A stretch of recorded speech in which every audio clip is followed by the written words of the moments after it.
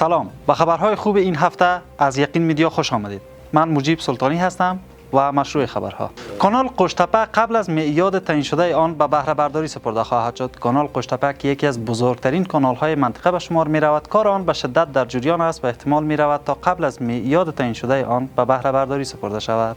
چین بر علاوه جلغوزه سایر میوه‌های خشک و تازه افغانستان را نیز وارد می‌کند. نماینده ویژه وزارت امور خارجه چین در امور افغانستان در دیدار با امیرخان متقی گفت چین در نظر دارد بر علاوه جلغوزه سایر میوه‌های خشک و تازه افغانستان را نیز به این کشور انتقال دهد. تطبیق پلان تنظیم ترانسپورتی 89 مسیر شهر کابل به زودی آغاز می شود. این تصمیم برای تنظیم ترانسپورت شهری گرفته شده و جهت جلوگیری از ازدحام در جاده‌های شهر کابل می باشد که به زودی تطبیق خواهد شد.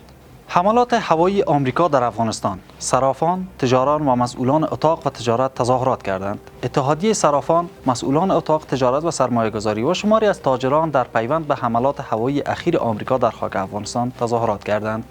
مظاهره کنندگان حملات هوایی آمریکا را در افغانستان اقدام غیر قانونی خوانده و از آمریکا خواستند تا به تعهدات خود در قبال عدم مداخله در کشورها پابند باشد. اخیراً ایالات متحده آمریکا یک حمله هوایی توسط طیاره بدون سرنشین را در کابل انجام داده است که نقض آشکار توافقنامه دوحه و قوانین تصویب شده سازمان ملل در مورد حریم خصوصی کشورهاست.